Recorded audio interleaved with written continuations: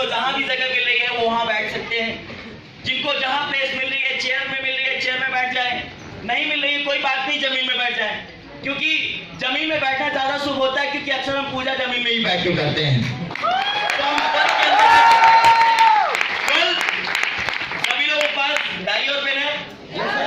Pen है, diary है? चलिए, थैंक यू सो मच। मुझे राजू जी ने बहुत कम वक्त दिया है और उन कम वक्त के अंदर मुझे अपनी सारी बातें कहनी है। सो माय डियर फ्रेंड, सबसे पहले ये जानना बहुत इंपॉर्टेंट हो जाता है, यदि आप इस बिजनेस को कर रहे हैं, यदि आप इस बिजनेस के अंदर आ ही गए हैं, यदि आप नेटवर्क मार्केटिंग के अंदर ebus.com प्राइवेट लिमिटेड के अंदर आ गए हैं, तो आपको पहले इस बिजनेस की जानकारी होना अति आवश्यक है कि आखिर ebus की शुरुआत कैसे हुई, ebus के एक युग का आरंभ कैसा हुआ। तो मैं आपको बता देना चाहता हूं दोस्तों, बेसिकली जो नेटवर्क मार्केटिंग का उदय माना जाता है वो 19वीं शताब्दी के आसपास माना जाता है, लेकिन रियल मायनों के अंदर जो नेटवर्क मार्केटिंग आज जो बेहतरीन तरीके से काम करना शुरू किया पूरे वर्ल्ड के अंदर, वो लगभग 20वीं शताब्दी के आसपास शुरू किया। सबसे पहले जो उदय हुआ 1840 के आसपास एक सब्जी वाले ने लगभग 400 लोगों का नेटवर्क क्रिएट किया और वो उस सब्जी वाला उस समय अपने शहर का बहुत अमीर इंसान बना। बेसिकली वहां से एक नेटवर्क की पावर समझने का मौका मिला, लेकिन असली नेटवर्क मार्केटिंग के सफलता की असली सफलता 1940 के आसपास देखी गई, जब न्यूट्रीलाइट नाम की एक कंपनी के अंदर Mister Rich DeVos and Mister Van Andel ने वहां पे वर्क किया, जिसे हम नेटवर्क मार्केटिंग यानी डायरेक्ट सेलिंग के अंदर जानते हैं। लेकिन न्यूट्रीलाइट और उनके डिस्ट्रीब्यूटर्स के बीच में कुछ मतभेद हो गया, जिससे 1945 के बाद 1959 आते आते रिच डिवास ने डिसाइड किया कि हम एक नई कंपनी की शुरुआत करेंगे, और उस कंपनी का नाम था एमवे यानी अमेरिकन वे। मतलब 1959 के अंदर नेटवर्क मार्केटिंग की नींव रखी गई थी दोस्तों। आज नेटवर्क मार्केटिंग कोई पुराना, आज बहुत ही पुराना व्यवसाय है, जिसको लगभग 60 साल से भी ज्यादा वक्त हो चुका है दोस्तों।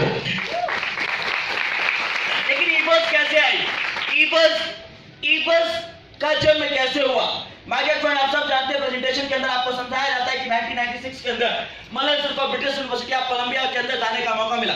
Yes exactly my dear friend, जब वो कनाडा के अंदर थे तो उनको MLM जानने का मौका मिला, मल्टी लेवल मार्केटिंग जानने का मौका मिला। तब उन्होंने स्काईबज़ नाम की एक कंपनी से अपने करियर की शुरुआत करी।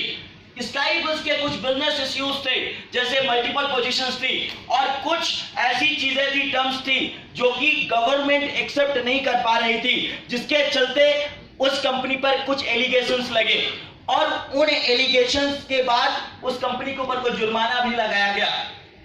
उन एलिगेशंस को लड़ते हुए, उनका जुर्माना भरते हुए मलय सर ने सारी की सारी उस कंपनी की सारी खामियों को दूर करते हुए एक मिशन का निर्माण किया 8 जून 2001 के दिन, जिसे हम ebus.com प्राइवेट लिमिटेड के नाम से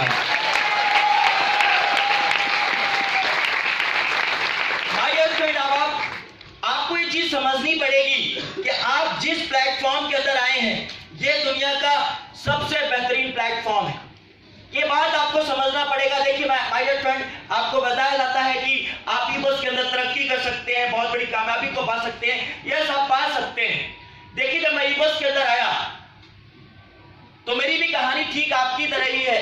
मुझे भी लोगों ने मना किया, मुझे भी लोगों ने कहा कि ebus नहीं करना चाहिए। उन्होंने बताया कि इस बिजनेस के अंदर ऐसे लोग फेल भी हो जाते हैं, ऐसे लोगों को सक्सेस भी नहीं मिलती है, बहुत सारे एग्जांपल्स थे। लेकिन माय डियर फ्रेंड, मैंने अपने मन की आवाज सुनी। मेरा मन कुछ ये कह रहा था कि यदि मैं ebus नहीं करता हूं तो मेरा जीवन जैसे चल रहा है वैसे ही चलने वाला है, इसके अंदर कुछ मैं सुधार नहीं देख पाऊंगा। माय डियर फ्रेंड, अभी जस्ट मेरा ब्रदर एक रूम के अंदर यहाँ पे रहता है, वहां पे एक छोटा सा बच्चा रहता है, उसका दोस्त है, उसके साथ ही रहता है। मैं जस्ट उसको देख रहा था कि मैंने साल भर पहले इसको बोला था कि भाई तो ebus कर ले। उसने ebus के अंदर DD भी बनवा लिया था, ज्वाइनिंग भी डाल ली थी, लेकिन माय डियर फ्रेंड वो काम नहीं कर सका। उसके पेरेंट्स ने उसको मना कर दिया, क्योंकि उनके पेरेंट्स को किसी ने नेगेटिव कर दिया कि ebus is not good platform और यहाँ पे आके लोग ऐसा कुछ हो जाता है, ऐसा बताया। And trust me my dear friend, आज जब मैं उस बच्चे की हालात देखता हूँ वो शायद सारी चीजें करता है, जितने दुर्गुण होते हैं इंदौर के अंदर आके उसने सब अपना लिए हैं। एक ही बात देख के मुझे उसको हंसी आती है कि शायद साल भर पहले तूने यदि ये बात ज्वाइन कर ली होती तो शायद तूने 40 लाख ना कमाए होते, लेकिन तेरे अंदर वो डेवलपमेंट और स्किल्स नजर आ रहा होता, वो कामयाबी नजर आ रही होती। लेकिन सिंपल सी बात बोलो, मैं आपको क्या बताना चाहता हूं कि लोग आपको भी निगेटिव कर सकते हैं, लोग आपको भी कह सकते हैं कि it was not good platform, it was not great platform, लेकिन आपको अपने मन की सुननी चाहिए। क्यों सुननी चाहिए? देखिए सिंपल बात बताऊं, किसी भी कंपनी में इतनी पावर नहीं होती है कि किसी भी इंसान का जीवन बदल सके, लेकिन एक इंसान में इतनी पावर जरूर होती है कि यदि कंपनी बहुत अच्छी है, यदि मिशन बहुत अच्छा है, प्लेटफॉर्म बहुत अच्छा है, तो अपने जीवन को बदल सकता है। माय डियर फ्रेंड, एक बहुत बढ़िया बात आप सीख सकते हो। आप सबने खेती होते हुए देखा होगा, आपने देखा होगा कि गेहूं कैसे उगता है, यस और नो? गेहूं उगता है, अनाज उगता है, लेकिन एक बात मैं आपको समझाना चाहता हूं, क्या जहां पे बस खेती होती है पानी बस वहीं गिरता है या सब जगह गिरता है? सब जगह गिरता है, यस और नो? आपकी छत में भी गिरता है, आपके ग्राउंड में भी गिरता है, आपके कॉलेज में भी गिरता है, आपके सर में भी गिरता है, लेकिन अनाज वहां नहीं उगता है। अनाज कहां उगता है? जहां पे तैयारी की जाती है, जिस खेत को उर्वरक बनाया जाता है वहां पे अनाज उगता है। इसका मतलब क्या हुआ कि कामयाबी का अनाज भी उसी खेत में उगता है जिस खेत में काम किया जाता है, पर्सनल डेवलपमेंट पे काम किया जाता है, अपने ऊपर काम किया जाता है।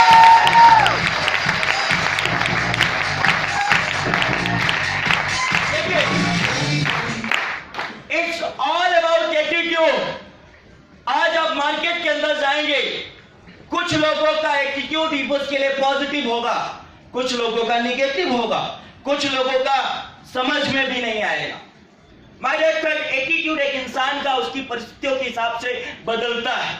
माय डियर फ्रेंड, एक बार क्या होता है, एक राजा अपने कुछ मंत्रियों को बुलाता है और साथ ही साथ 3 अंधों को भी बुलाता है और एक हाथी को पेश करता है और मंत्री उसके बैठे होते हैं राजा जी के, और अंधों को आदेश देता है वो राजा कि जाकर पता करिए कि ये जो सामने चीज है ये क्या है।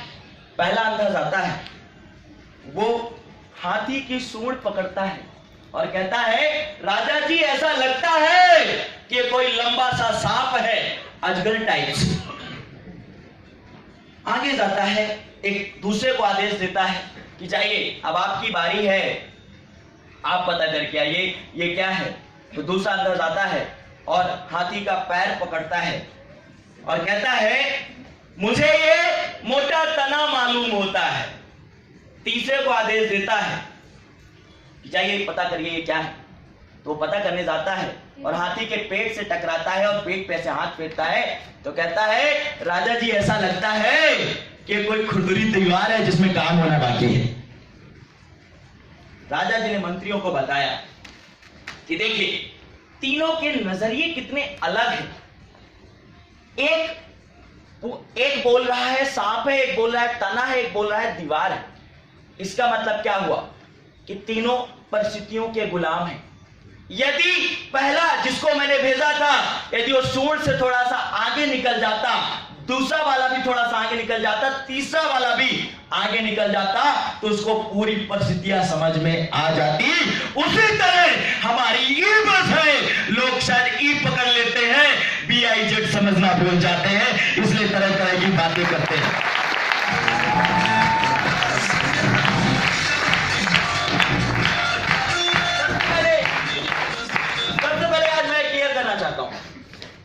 सबसे पहले मैं आज आपको यहाँ पे क्लियर करना चाहता हूँ, I am not here to motivate you, to be very frank, मैं आज आपको मोटिवेट करके नहीं जाने वाला, I am here to educate you.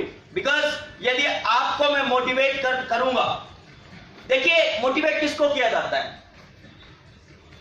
Motivate तो कोई भी हो सकता है, कोई भी इंसान मोटिवेट हो सकता है, एक एजुकेटेड पर्सन भी हो सकता है, कोई भी इंसान मोटिवेट हो सकता है। लेकिन यदि आप में यदि क्वालिटी नहीं है और यदि मैं आपको मोटिवेट करके जाऊंगा, यदि मैं किसी इडियट को मोटिवेट करूंगा तो आगे चल के वो मोटिवेटेड इडियट होगा।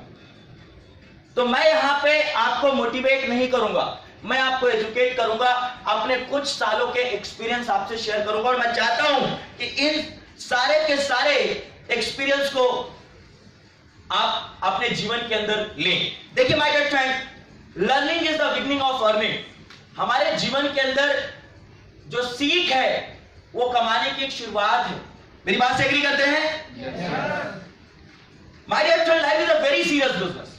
Life is very serious business. आप अपने लाइफ को कुछ लोग मजाक में लेते हैं, कुछ लोग हल्के में लेते हैं, कुछ लोग पता नहीं किस में लेते हैं, या कुछ लोग सीरियस भी होंगे। But I want to tell you, life is very serious business. मैं आपको बताना चाहता हूं कि प्रोग्राम योर लाइफ और लाइफ विल प्रोग्राम यू। अपनी लाइफ को या तो प्रोग्राम करें, नहीं तो लाइफ आपको प्रोग्राम करेगी। मतलब क्या हुआ? इस दिमाग से इंस्ट्रक्शंस मत लीजिए। दिमाग इंस्ट्रक्शन गलत भी दे सकता है। अपने आप को इतना एक्टिव करिए कि दिमाग से इंस्ट्रक्शन मत लीजिए, बल्कि अपने दिमाग को इंस्ट्रक्शन देना शुरू करिए।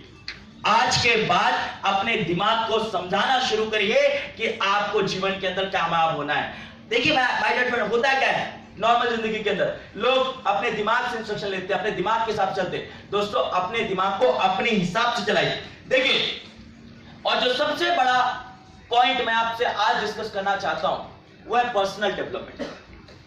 Personal development is very important thing. My dear friend, आपने देखा होगा इस इंडस्ट्री के अंदर भी कई बार आपने सुना होगा कि सर ये सो कॉल्ड सिल्वर थे, ये सो कॉल्ड गोल्ड थे, ये सो कॉल्ड डायमंड भी थे, इन्होंने एक वक्त में बहुत कमाया और आज नहीं कमा रहे। पहले बहुत अच्छा कमाया करते थे बट आज ये उतना अच्छा नहीं कमा रहे हैं। क्या रीजन है? तो माय डियर फ्रेंड, एक ही जवाब मेरे सामने निकल के आता है, वो होता है पर्सनल डेवलपमेंट। देखिए, income is not for exceed your personal development. Income लिखिए भैया, देखने के लिए नहीं आए, लिखने के लिए आए। सो रहे हैं कुछ लोग, घर में सो लेना भैया। Income is not for exceed your personal development. Sometimes it takes lucky jump. Income is not for exceed personal development. Sometimes it takes lucky jump. Yes, my dear friend. आपकी जो कामयाबी है आपके पर्सनल डेवलपमेंट से ज्यादा नहीं हो सकती। यदि आपका चेक 3000 का बनता है, ज्यादा का नहीं बनता है, इसका मतलब है कि अभी कमी है। अपने ऊपर काम करने की बहुत ज्यादा आवश्यकता है। देखिए, कुछ लोग इस बिजनेस के अंदर आते हैं कि सिल्वर लेवल पे अच्छा कमाते हैं, गोल्ड लेवल पे अच्छा कमाते हैं, या आप शुरू में आए होंगे, आपने तीर मार लिए होंगे, 2-3 लोगों को ज्वाइन करा लिया होगा, कुछ लोगों को आपने पहुंच गए होंगे कुछ लोगों तक। लेकिन मैं आपको एक चीज बता देना चाहता हूं दोस्तों कि कभी भी कोई इंसान पुराना अखबार पढ़ना पसंद नहीं करता। हर दिन लोग नया अखबार पढ़ना पसंद करते हैं, और आपकी खबर नए अखबार में तब छपेगी जब आप उस अपने ऊपर काम करेंगे। लिखिए, happiness is not what you got, happiness is what you are becoming. खुशी वो नहीं है कि आपने क्या पा लिया, खुशी वो चीज है कि आपने उसको पाते पाते बन क्या गए। क्या आप एक लीडर बन गए हैं, ये बहुत मैटर करता है। चेक पा लिया है, ये मैटर नहीं करता है। इस चेक को पाते पाते क्या आप अच्छे इंसान बन पाए हैं, ये बहुत मैटर करता है। फिर नेक्स्ट पॉइंट आता है, वो होता है गोल सेटिंग का। यस, आपने बेसिक ट्रेनिंग के अंदर सुना होगा कि आप अपने ड्रीम्स बनाइए। अमित परमार जी को बुलाइए थोड़ा सा। अरे सॉरी, बोलो अमित परमार जी को, सॉरी।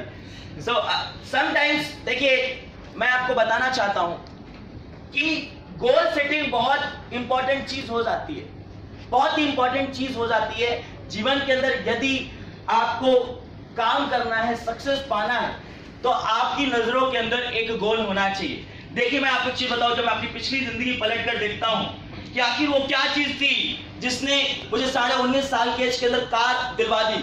आखिर ऐसी कौन सी चीज थी जिसने मुझे बहुत ही कम एज के अंदर मिलियनेयर बना दिया? तो मैं एक ही चीज पाता हूं, वो थी गोल सेटिंग। जब मैं एक छोटा था, 19 साल का एक बच्चा था, तब मेरे जीवन में एक गोल था, एक सपना था, उसके लिए पागलपन था। और कुछ दिनों से ये चीज मेरे जीवन के अंदर मिसिंग थी। मैं आपको एक चीज बताना चाहता हूं, जब एक इंसान के जीवन में कुछ लक्ष्य नहीं होता है, कुछ पाने का तरीका नहीं होता है, वो इंसान अपने जीवन के अंदर कामयाब नहीं हो पाता है। सो माय डियर फ्रेंड, आपके जीवन के अंदर गोल होना अति आवश्यक है। आपका जो भी नेक्स्ट टारगेट है वो आपका गोल की तरह है, आप उसको लिखवाइए अपने जीवन के अंदर। और मैं ये मानता हूं कि यदि आपके पास बड़े गोल हैं तो बड़ी कामयाबी 100% आएगी। एंड उसके बाद नेक्स्ट पॉइंट वो है एटीट्यूड का। लिखिए attitude, it should be very much positive.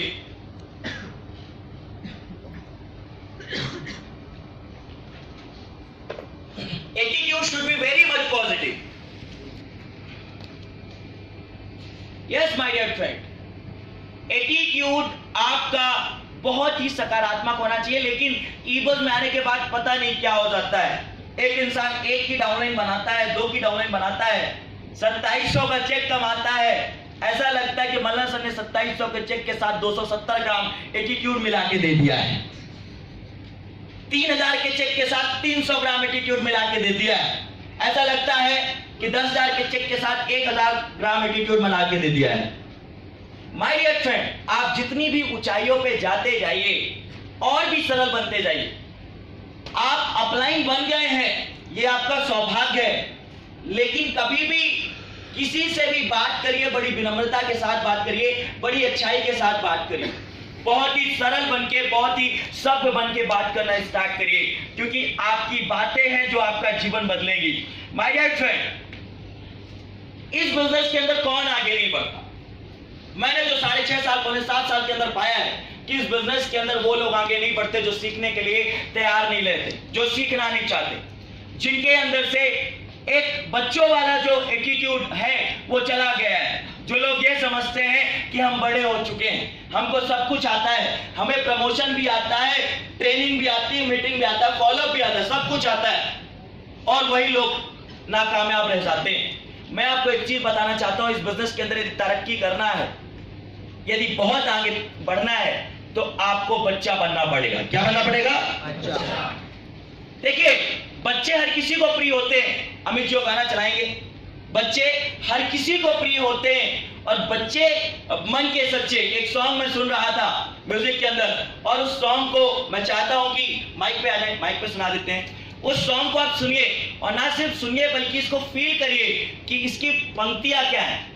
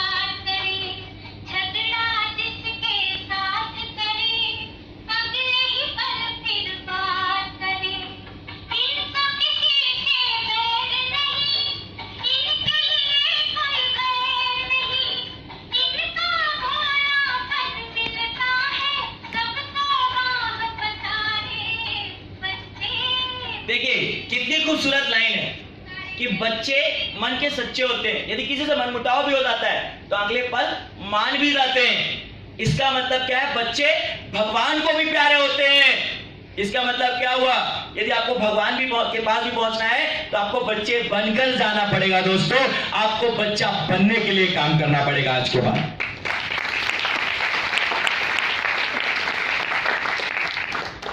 फिर होती है एक बहुत बड़ी बात जो मैं मानता हूं इस बिजनेस के अंदर आगे बढ़ने के लिए। एक बहुत बढ़िया चीज मैं जानता हूं कि बहुत ज्यादा आवश्यक है, वो है पावर ऑफ इमोशंस। आपके इमोशंस में बहुत पावर है, आपके इमोशंस में बहुत शक्तियां हैं। यदि एक इंसान अपनी ड्रीम्स के लिए इमोशनल है तो बड़ी कामयाबी पा सकता है, बहुत बड़ी कामयाबी हो उसके जीवन के अंदर उसको मिल सकती है, बहुत बड़ी कामयाबी उसके जीवन में आ सकती है यदि वो उसके पास इमोशनल पावर है। देखिए, इमोशंस में तो इतनी शक्ति होती है कि एक इंसान आतंकवादी बन जाता है। एक सबसे बड़ा एग्जाम्पल इमोशंस का क्या होता है? मर्डर कर देना। निगेटिव वे में मत लेना इस चीज को। सबसे बड़ा इमोशंस का जो पावर होता है वो होता है मर्डर कर देना। एक इंसान इतने इमोशंस के भाव में बह जाता है कि वो मर्डर तक कर देता है। माय डियर फ्रेंड, इसका मतलब क्या है? यदि एक इंसान को अपने इमोशंस को सही तरीके से जगाने का एक तरीका मिल जाए और आप अपनी डाउनलाइन को जगाना शुरू करते, यकीन मानिए दोस्तों, एक इंसान मर्डर कर सकता है लेकिन आप भी बस के 2.5 लाख तक जरूर चिपक सकते हैं यदि अपने इमोशंस को जान लेते हैं आप सब।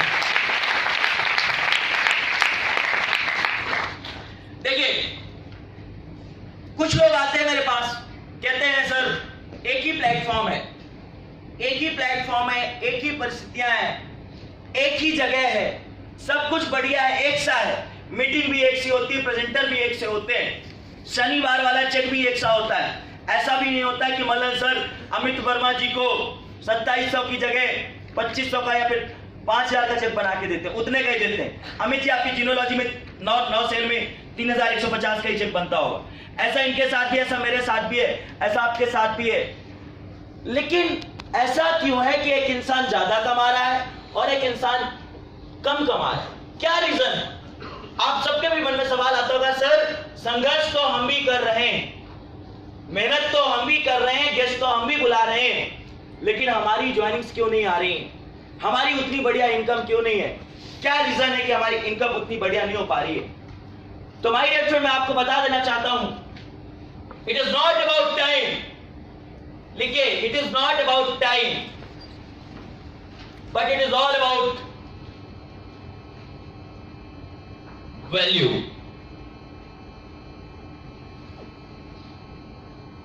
You increase your value and value increase your income.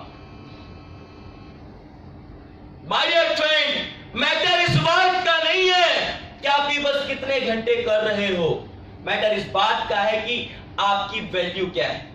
देखिए, आप सबको पता है, आप सब जानते हैं कि मुंबई के अंदर हजारों लोग हर दिन हीरो और हीरोइन बनने के लिए जाते हैं, एक्टर और एक्ट्रेसेस बनने के लिए जाते हैं, मॉडल बनने के लिए जाते हैं या सोनू? आप सबको पता है, हर एक इंसान हीरो या हीरोइन बनना चाहता है, हर एक इंसान कामयाबी पाना चाहता है। लेकिन यदि देखा जाए कि आज कितने सक्सेसफुल हीरो और हीरोइन हैं, एक्टर और एक्ट्रेसेस है, तो गिनती के आप 20 पाएंगे मेल के अंदर और गिनती के 20 पाएंगे फीमेल के अंदर। यस और नो? यस और no? Exactly my dear friend. उन 20 लोगों के अंदर राजपाल यादव जैसे भी स्टार आ जाते हैं, इतने ही लोग कामयाब हैं। लेकिन जो हर दिन जाते हैं हजारों लोग, उनके ख्यालात एक से होते हैं कि वो अपने देश के अंदर बहुत बड़े हीरो और बहुत बड़े हीरोइन बनना चाहते हैं। लेकिन 6 महीने बाद वही लोग उसी इंडस्ट्री को गाली देने लगते हैं, बोलते हैं बहुत ही खराब इंडस्ट्री थी, वाहियात लोग थे, काम नहीं हो पा रहा था। आपके साथ ईगोस में भी हो सेम होता है।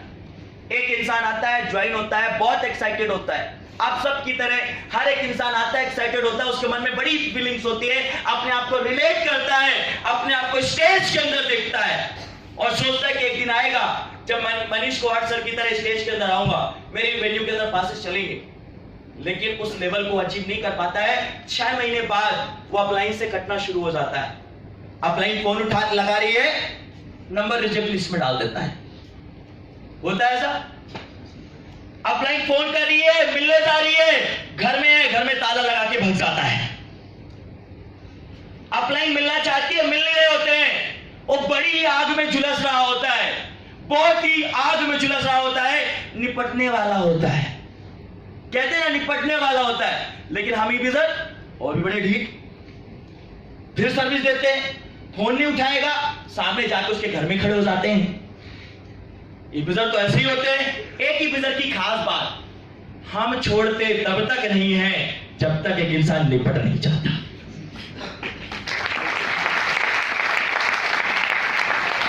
अब गए, उनकी 3-4 अपलाइन गई, अमित वर्मा जी गए, तरुण पाटिल जी गए, कृष्णा जी गए, सभी गए। वो डाउनलाइन झुलस रहा है, चल रहा है, आग चल रही उसके ऊपर, एकदम चल रहा है। अमित जी आए, लोटा लेकर पानी डालने, भाई ठंडा हो जा, भाई ठंडा हो जा। इधर से कृष्णा जी बाल्टी लेकर आ गए पूरी। तरुण जी बोले आग तो कंट्रोल के बाहर है, भड़क रही है, कंबल लेकर आ गए, भाई मत चलना, मत चलना, राख हो जाएगा। लेकिन डाउनलाइन कह रही है नहीं, मैं तो राख होकर मानूंगा। माय डियर फ्रेंड, आपको एक चीज समझना पड़ेगा कि यदि आप इस बिजनेस के अंदर आए हैं तो सैक्रिफाइसेस तो करना पड़ेगा। बात 6 महीने की नहीं है माय डियर फ्रेंड, बात आपके सपनों की है, बात बड़ी कामयाबी की है। यदि आप बड़े सपने पाना चाहते हो तो याद करिए बड़े बड़े स्टार्स को, यानी यदि उन्होंने अपने जीवन के अंदर कामयाबी पाई है तो कहीं ना कहीं अपने आप को उस आग के अंदर तपाया भी है दोस्तों, इसलिए आज उस दुनिया के अंदर सफल इंसान है दोस्तों।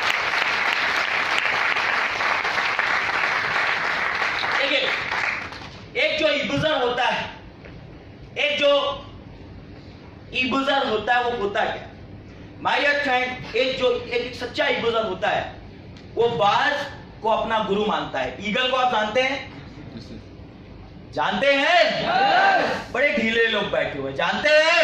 yes! और ये मुस्कुरा तो बिल्कुल भी नहीं रहे, जानते हैं? yes! बाज एक बहुत ही बढ़िया पक्षी होता है, सर्वश्रेष्ठ पक्षी होता है। देखिए बाज की कुछ क्वालिटी होती हैं जिन क्वालिटीज को आपको अपनाना चाहिए अपने जीवन के अंदर। पहली क्वालिटी कि किसी और के साथ नहीं उड़ता। पहली क्वालिटी, बाज जो होता है वो किसी और के साथ नहीं उड़ता, क्योंकि जो उसके साथ के पक्षी होते हैं, जो उसके साथ, आप डायरी नहीं लाए हो, इनको दो पेज और पेन दो। जो बाज होता है वो किसी और के साथ नहीं उड़ता है। रीजन, क्योंकि उसके साथ के जो पक्षी होते हैं वो उतनी स्पीड से नहीं उड़ पाते हैं, उनके अंदर इतना कैलिबर नहीं होता है। और उसको भी पता है कि यदि किसी ऐसे पक्षी के साथ रहेगा जिसकी स्पीड स्लो है तो वो भी उसकी स्पीड स्लो हो जाएगी। इसलिए हमेशा एक इब्जर को ध्यान में रखना चाहिए कि कभी भी काम करे तो इब्जर के साथ करना चाहिए, कमजोर पक्षियों के साथ नहीं रहना चाहिए। यदि आप इब्जर हो तो आपको इब्जर के साथ रहना चाहिए दोस्तों, क्योंकि यदि आप बाकी लोगों के साथ रहोगे तो कामयाब नहीं हो पाओगे। एक स्टोरी मैं आपको बताता हूं। इस बार क्या होता है, बाज का एक छोटा सा बच्चा, बाज का जो अंडा होता है वो जाके मुर्गियों की झुंड में मिल जाता है। तो जो बाज के बच्चे का जन्म होता है उस मुर्गियों के बीच में होता है, और वो जब बाज बड़ा होने लगता है तो मुर्गियों के साथ रहता है, तो मुर्गियों की तरह हरकतें करता है और मुर्गियों की तरह ही काम करता है। एक दिन उसकी माँ वहां से उड़ रही थी तो उसे अपने उस अंडे के बारे में ख्याल आया और उसको लगा कि ये तो मेरा बेटा है, और अपने बेटे के पास जाती हो और कहती कि तुम मुर्गियों के बीच में क्यों हो, तुम तो बाज के बेटे हो, तुम तो खुद बाज हो, तुम्हारे अंदर इतनी सारी क्वालिटीज हैं, सारा कुछ है। लेकिन वो बाज था कि मानने को तैयार ही नहीं हुआ, क्योंकि वो संगति कमजोर लोगों की कर रहा था। माय डियर फ्रेंड, ईश्वर ने भी आपको बहुत मजबूत बनाकर भेजा है, लेकिन आप जो है कमजोर लोगों के साथ रह के अपने आप को कमजोर महसूस कर रहे हो। आप सब भी बाज की क्वालिटी रखते हो, आसमान में ऊंचा उड़ सकते हो, आप सब ऊंचा उड़ सकते हो।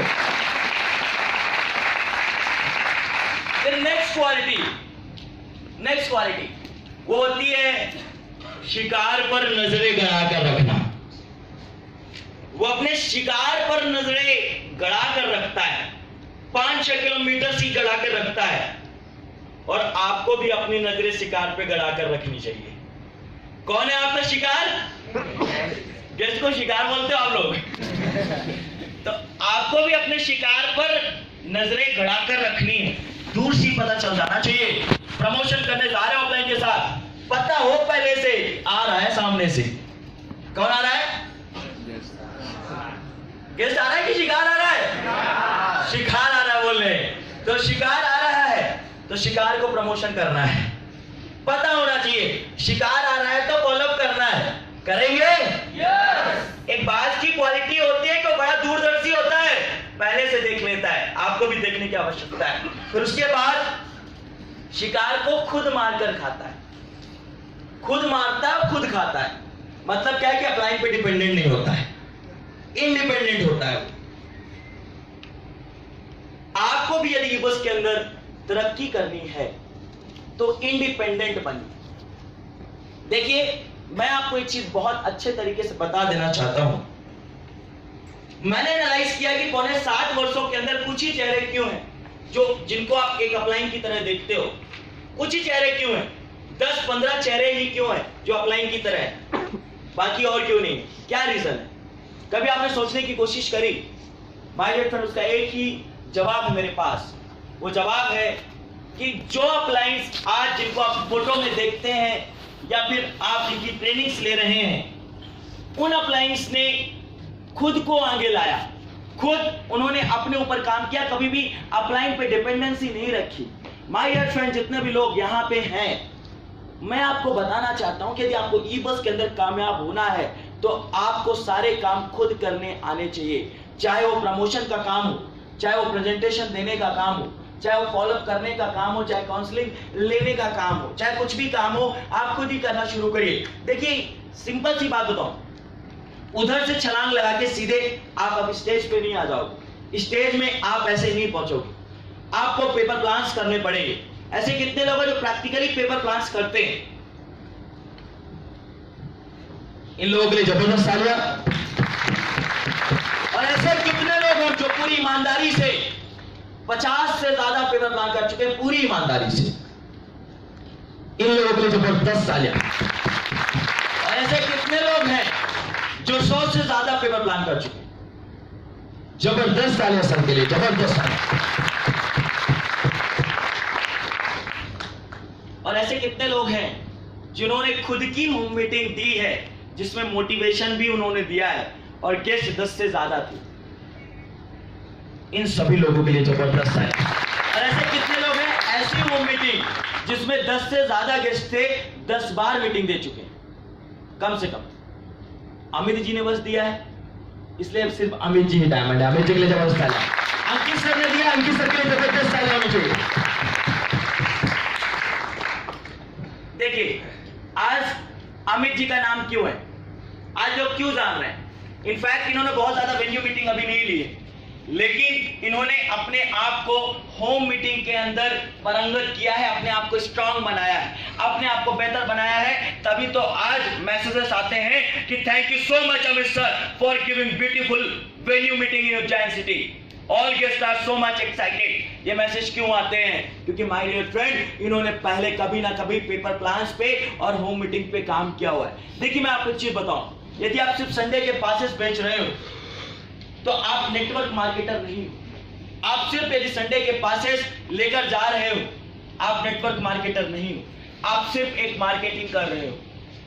ऐसे में आपको चेक बना तो लोगे, लेकिन कभी भी नेटवर्किंग का मजा नहीं उठा पाओगे, कभी भी टाइम फ्रीडम नहीं पा पाओगे। दोस्तों, यदि आप चाहते हो कि नेटवर्किंग का असली मजा लेना, trust me my dear friend, अपनी डाउनलाइन को इन्वॉल्व करिए पेपर प्लान के अंदर, होम मीटिंग के अंदर। क्योंकि देखिए, जो वेन्यू मीटिंग का स्टेज है उसमें कंपटीशन बहुत सारा है, बहुत सारे लोग काम कर रहे हैं। अभी आप यहाँ पे लगा लीजिए 250 लोग, 200-250 लोग आए हुए, तो इसका मतलब है कम से कम 200-250 लोग कंपटीशन के अंदर ऑलरेडी बैठे हुए हैं, ऑलरेडी 200-250 लोग हैं। अब इतने सारे लोग के बीच में स्टेज तक आना थोड़ा सा मुश्किल होगा। इसका मतलब क्या हुआ कि यदि आपको ईबस की असली सक्सेस पाना है, माय डियर फ्रेंड, लोग मुझसे पूछते हैं कि सर आपने पिछले पौने 7 सालों में क्या पाया है, जो आपने लाखों रुपए कमाए हैं, क्या वो अचीवमेंट है? फ्रैंकली स्पीकिंग दोस्तों, मेरी वो अचीवमेंट नहीं है, मेरी बिल्कुल भी अचीवमेंट नहीं है। मेरी असली अचीवमेंट है मेरे अंदर आया हुआ बदलाव। यदि आप ईबस के अंदर आकर अपने अंदर चेंजेस नहीं ला पा रहे हैं, अपने अंदर बदलाव नहीं ला पा रहे हैं, तो आपका आना ईबस के अंदर बेकार था। माय डियर फ्रेंड, आज के बाद अपने आप पे काम करना शुरू करिए। देखिए माय डियर फ्रेंड, मैंने काम करना शुरू किया, मेरी अपलाइन से बताया कि पेपर प्लान करना है, होम मीटिंग करना है, मेन्यू मीटिंग करना है, काम करना है, 5 साल जिंदगी ऐसी होगी वैसी होगी। लोगों ने बोला कि नहीं होगा, ऐसा कुछ भी नहीं होगा।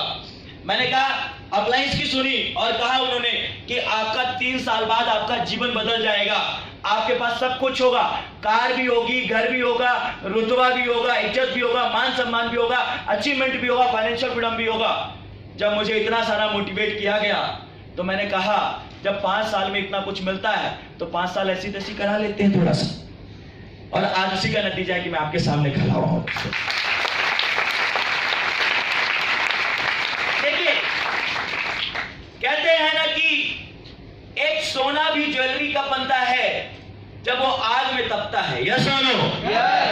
यस और नो? उसी तरह माय डियर फ्रेंड, आप भी बस के अंदर लीडर तब बनते हो जब आप अपने ऊपर काम करते हो। मैंने बात कही कि शिकार को खुद मारकर खाता है। Yes exactly my dear friend, जो एक अच्छा नेटवर्क मार्केटर होता है ना, वो खुद शिकार करता है, कभी भी किसी दूसरे का मारा हुआ शिकार नहीं खाता है। कुछ लोग होते हैं एंट्रियां खींचते हैं। माय डियर फ्रेंड, मैं आपको बता देना चाहता हूं, जो असली नेटवर्क मार्केटर होता है ना, वो कभी दूसरों की दी गई भीख को एक्सेप्ट नहीं करता। वो खुद काम करता है, अपने मेहनत पे काम करता है और खुद लीडर क्रिएट करता है।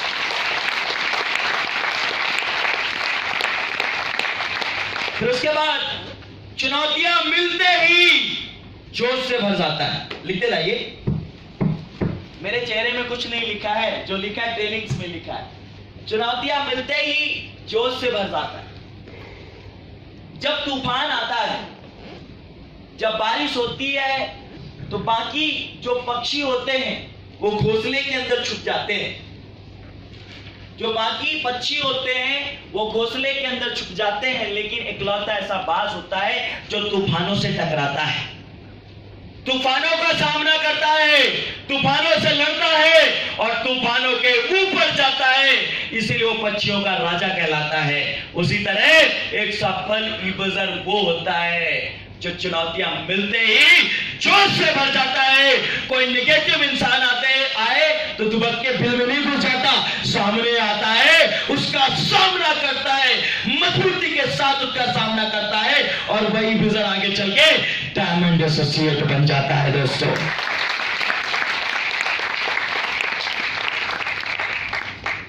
फिर एक और क्वालिटी, एक ईबजर की क्वालिटी है, एक बाज की क्वालिटी।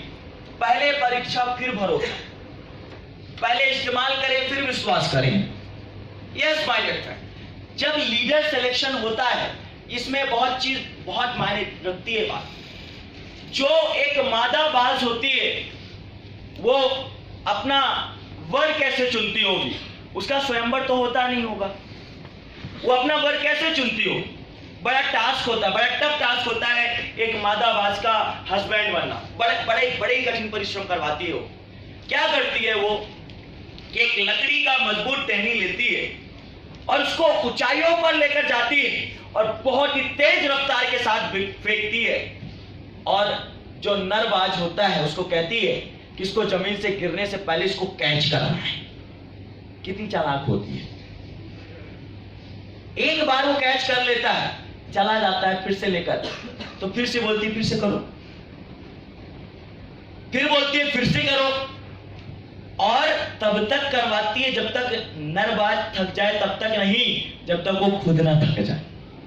इसका मतलब क्या हुआ कि पहले उसको विश्वास आना चाहिए कि जो लीडर मेरे साथ चल रहा है ये लंबी रेस का घोड़ा है भी या नहीं है, क्या पता रास्ते में पंचर हो जाए इसकी साइकिल, पहले से चेक कर लेना चाहिए। जब भी आप किसी भी लीडर को एक बड़े अपने साथ रखें और उसको यदि आप बड़ा कारोबार देना चाहते हैं, अपने बिजनेस का एक महत्वपूर्ण हिस्सा बनाना चाहते हैं, तो उसके बारे में जान जरूर लें पहले। फिर उसके बाद सुरक्षित गढ़ बनाता है। सुरक्षित गढ़, ये बहुत बड़ा पॉइंट है। यदि आप इस बिजनेस के अंदर हैं तो सुरक्षित गढ़ बनाना बहुत ही आवश्यक है। इस बिजनेस के अंदर सुरक्षित गढ़ कैसे बनेगा, देखिए मैं आपको बताना चाहता हूं सुरक्षित गढ़ कैसे बनता है। एक जो बाज होता है अपना घर इस तरीके से बनाता है कि बहुत ही ऊंचाई पे अपना घर बनाता है, और घर उसका कुछ इस तरीके से होता है कि अंदर नरम होता है और बाहर काफी कटीला होता है। मतलब क्या हुआ, उसका घर अंदर से नरम होता है, बाहर से कटीला होता है, जिससे कोई भी इंसान कोई भी उस पर हमला करना चाहे तो हमला ना कर पाए, ऐसा वो गढ़ बनाता है। आपका गढ़ ऐसा है या नहीं, ये बहुत इंपॉर्टेंट है। ये जानना बहुत ज्यादा इंपॉर्टेंट है कि आप इस बिजनेस के अंदर यदि काम कर रहे हो तो आपका गढ़ जो है वो सुरक्षित है या नहीं है। आप इंदौर के अंदर काम कर रहे हो तो ऐसा तो नहीं है कि सिर्फ सेल निकाल रहे हो, क्योंकि देखिए यदि आप सेल निकाल रहे हो तो आप एक खराब बिजनेस कर रहे हो। आप यदि ई-बस के अंदर हो और काम कर रहे हो तो पहले खुद सीखिए और लोगों को भी सिखाइए। ऐसे कितने लोग हैं जो कंप्यूटर कोर्सेज पढ़ते हैं और जिन्होंने 3 कंप्यूटर कोर्स पास किए हैं, सर्टिफिकेट देखूंगा, 3 कोर्स, जबरदस्त तालियां। और ऐसे कितने लोग हैं जिन्होंने 1 कंप्यूटर कोर्स पास किया है, 1 कंप्यूटर कोर्स ईमानदारी से। बाकी लोग बस इतने से लोग, इनके लिए जबरदस्त तालियां। मैं आपसे एक सवाल पूछना चाहता हूं, आप अपने दोस्त को किस बेस पे ज्वाइन कराना चाहते हैं? यदि आप कंप्यूटर कोर्स नहीं पढ़ रहे हो, यदि आप नॉलेज नहीं ले रहे हो ई-बस का, किस बेस पे ज्वाइन कराना चाह रहे हैं? क्या कह के ज्वाइन कराना चाह रहे हैं? यार भाई पहले मैं बेवकूफ बना हूं, आज आप तू भी बेवकूफ बन जा, मेरे पैसे आएंगे, ये कहना चाहते हो? If you are not getting something from e-bus, आप कुछ नहीं पा रहे हो तो क्या बता रहे हो? लोगों को कह रहे हो तुम्हारा जीवन बदल जाएगा, एंड इनफैक्ट आपने एक कोर्स भी नहीं पढ़ा हुआ है, आपको ई-बस का नॉलेज भी नहीं है, देन मैं तो कहूंगा कि आप बेवकूफ बनाने का काम कर रहे हो। मार्केट में लोग सही कहते हैं कि बेवकूफ बनाने का काम करते हैं आप लोग। यस, करते हैं, एग्जैक्टली करते हैं, क्योंकि ना आप सीख रहे हैं ना लोगों को सिखा रहे हैं। आज के बाद एक चीज नोटिस कर लीजिए कि कोई भी इंसान यदि ई-बस के अंदर आता है, उसका पहले मंथ के अंदर एक कोर्स कंप्लीट करा देंगे, एक कोर्स उसका पास करा देंगे, उसका सर्टिफिकेट उसको दिलवा देंगे, और साथ ही साथ उसको इंडिपेंडेंट बिजनेस ऑनर बनाएंगे, उसको पेपर प्लान देना सिखाएंगे। मैं आपको एक चीज बताऊं, पेपर प्लान और होम मीटिंग का बिजनेस बड़ा गजब का बिजनेस होता है, बहुत ही गजब का बिजनेस होता है। बहुत बढ़िया एग्जांपल क्रिएट किया है हिमेंद्र सिंह मावई जी ने, जबरदस्त तालियां होनी चाहिए इनके लिए, तालियां जबरदस्त होनी चाहिए। क्या टीम इन्होंने ग्वालियर के अंदर क्रिएट की है, मैंने इनका देखा, इन्होंने अपनी टीम के साथ बहुत मेहनत करी है। टू बी वेरी फ्रैंक, बहुत ही हार्ड वर्किंग है, बहुत ही हार्ड वर्किंग, मेरी टीम के सबसे लॉयल लीडर में से एक है। अपनी टीम को सुबह 7 बजे जगकर इन्होंने सिखाया है कि होम मीटिंग कैसे करते हैं, पेपर प्लान कैसे करते हैं, काउंसलिंग कैसे लेते हैं, लीडर्स कैसे डेवलप होते हैं। And to be very frank, मेरा J66 गांधीनगर का वेन्यू है, विकास दामा जी भी उस दिन आए थे और आपने देखा होगा कुछ बच्चे बैठे थे, पेपर प्लान कर रहे थे। अच्छा लगता है बताते हुए कि हेमंत जी ने जिन डाउनलाइन को डेवलप किया, वो दिन में 15 पेपर प्लान करते हैं और दिन में 2 होम मीटिंग किया करते हैं दोस्तों। और रिजल्ट क्या है? रिजल्ट क्या है कि इनके 10 से ज्यादा सिल्वर लाइन पे लगे हैं, जो अपने दम पे, खुद के दम पे एंट्रियां निकालते हैं। जब वो बच्चे साइकिल अचीवर्स खुद के दम पे पेपर प्लान में एंट्रियां निकालते हैं ना, होम मीटिंग करके एंट्रियां निकालते हैं ना, तो ज्वाइनिंग से वो चाहे मीटिंग से 10 ज्वाइनिंग भी निकाल के लाए, वो मुझे खुशी नहीं देती, लेकिन वो पेपर प्लान से 1 ज्वाइनिंग भी लेकर आते हैं ना दोस्तों, तो 40 लाख वाली फीलिंग आती है, 40 लाख वाली फीलिंग आती है।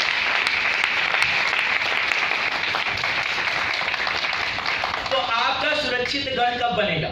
जब आप अपने ऊपर काम करेंगे, अपनी टीम पे काम करेंगे, एंड उसके साथ ही साथ सोशल वर्क, वेरी इंपॉर्टेंट। देखिए, आप सोशल वर्क करने के लिए अमीरी नहीं चाहिए, अमीरी कभी भी नहीं चाहिए सोशल वर्क को करने के लिए। आज यदि आपको लगता होगा कि सौरभ सर अच्छा कमा रहे हैं इसलिए सोशल वर्क कर रहे हैं, to be very frank, social work करने के लिए कोई अमीरी नहीं चाहिए। सोशल वर्क करने के लिए दिल बड़ा चाहिए।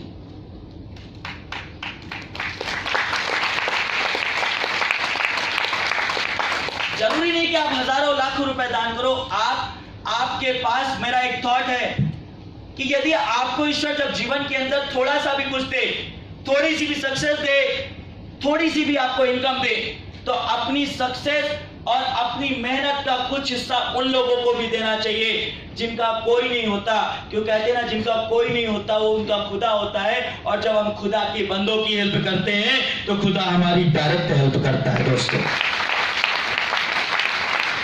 और जब निस्वार्थ भाव से आप सेवा करते हैं, ट्रस्ट में लोग देखते हैं, आज अच्छा लगता है ये कहते हुए, अच्छा लगता है। भगवान ना करे कभी कुछ ऐसा हो, मेरा गर्व बात नहीं कर रहा, मेरा गौरव बात नहीं कर रहा है। यहाँ पे मैं ये कह रहा हूं दोस्तों कि ग्वालियर के अंदर हमने ऐसा माहौल क्रिएट किया है कि लोग सिर्फ जय बस कहते हैं, निगेटिविटी कभी आ नहीं सकती, क्योंकि हम लोगों की सच्चे मन से सेवा करते हैं, सच्चे मन से सेवा करते हैं। फिर उसके बाद बच्चों को एक जो बाज होता है वो उड़ना कैसे सिखाता है, ये बहुत इंपॉर्टेंट चीज है नए एसोसिएट के लिए। आप में से कुछ लोग हैं जो प्रॉब्लम फेस कर रहे होंगे, नेगेटिविटी फेस कर रहे होंगे, प्रमोशंस में जाते होंगे, लोग उनके पास नहीं लेते होंगे और आपकी अपलाइन आपको 50 रुपए का पास थमा देती होगी, कई बार 500 रुपए का कलेक्शन लेती होगी और 10 पास थमाती होगी। मन में गुस्सा आता होगा, कितनी क्रूएल अपलाइन है, 500 छीन लेती है। गुस्सा भी आ जाता होगा कि चैन से जीने भी नहीं देते, एक संडे गुजरता है अगले संडे के पास थमा देते हैं, लगता होगा कई बार। लेकिन मैं आपको एक चीज बताना चाहता हूं, बाज की क्वालिटी के अपने बच्चों को कैसे उड़ना सिखाता है। जब छोटा सा बच्चा जब बाज पैदा होता है, किस तरीके से उसको उड़ना सिखाया जाता है। क्या होता है, जब बाज पंख फड़फड़ाता है छोटा सा बच्चा, तो जो उसके पापा होते हैं वो क्या करते हैं, उसकी नरम परत को हटा देते हैं। इससे क्या होता है, जो बच्चा बाज होता है उसको कांटा लगता है, तो उस घोंसले से वो बाहर निकलने की कोशिश करता है। एंड जब वो बाहर घोंसले से निकलता है, आपके साथ भी होता है, आपकी अपलाइन आपको जब काम दे कि भाई मैं फॉलोअप नहीं कर पाऊंगा, मैं बिजी हूं, आपको लगे कैसी अपलाइन है, ज्वाइन करा के फॉलोअप भी नहीं कर रही है। उस बच्चे को भी लगता है कि कैसे निर्दयी पापा हैं, पैदा किया उसमें कांटा चुभा रहे हैं, आपको भी लगता होगा। माय डियर फ्रेंड, मैं आपको बताना चाहता हूं, पापा का उद्देश्य होता है उस बाज को उड़ाना खुले आसमान में, और एक अपलाइन का उद्देश्य होता है कि ईबस के खुले आसमान में आप सबको उड़ाना। दोस्तों, उद्देश्य इंसान होता है। फिर उसके बाद भी कुछ छोटे बाज जो होते हैं वो सही तरीके से उड़ नहीं पाते हैं, उसके बाद भी नहीं उड़ पाते हैं। फिर नई प्रोसेस, आप में से भी ऐसा कुछ होता है, आप में से भी कुछ लीडर्स हैं जिनको भेज दिया जाता है मार्केट में प्रमोशन करने के लिए, लेकिन आप प्रमोशन नहीं कर पाते हो। होता है ऐसा होता है। तो फिर क्या किया जाता है, फिर वो बाज क्या करता है, उसकी मम्मी यानी मादा बाज लेकर उसको बहुत ही ऊंचे पर्वत पे जाती है और बाज को बोलती है, अपने बच्चों को फेंक देती है, आसमान से फेंक देती है। बच्चा लगभग डर ही रहा होता है, लगता है उसको कि मर ही जाएगा, और बच्चे के मन में तरह तरह की भ्रांतियां आती हैं और नर बाज को बोल देती है कि आपको कैच करना है। अपलाइन भी यही करती है, आपको समझना पड़ेगा। आपकी अपलाइन प्रमोशन करने भेजती है, अकेले आप नहीं कर पाते हो, कई बार आपको बड़ी टफ सिचुएशन में डाल देती है, आपको उड़ाना चाहती है, लेकिन आप टेंशन मत लो, डरने की जरूरत नहीं है। नीचे आपकी अपलाइन आपको कैच करने के लिए तैयार बैठी हुई है दोस्तों, तैयार बैठी हुई है। तो डरने का नहीं, यदि आपको आसमान में उड़ाया जा रहा है तो रोमांच लेने के लिए नहीं, रोमांच के साथ साथ उड़ना सिखाने के लिए आपको आसमान में से गिराया जा रहा है।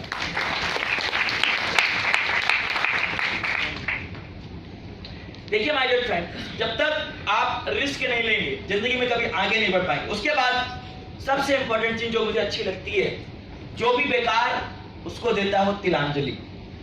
जो भी बेकार आदतें होती हैं उसको वो खत्म कर देता है, उसको तिलांजलि दे देता है।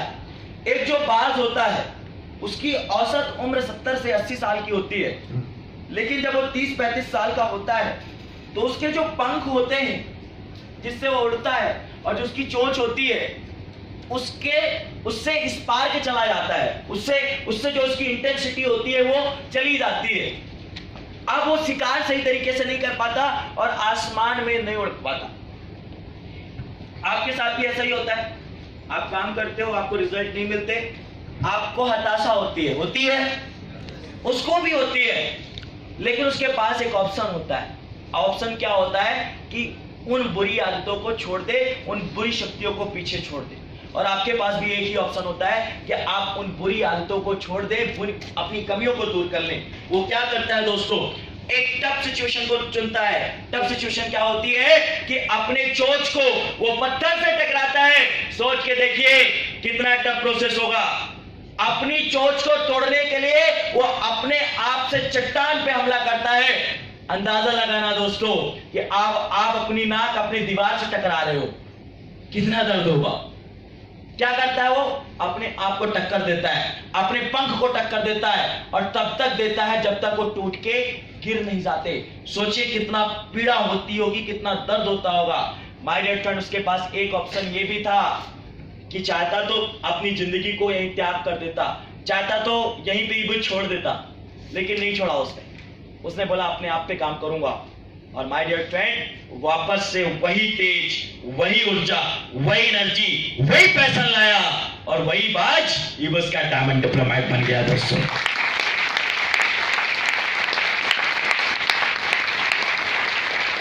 आगे जबरदस्त हो सकती है।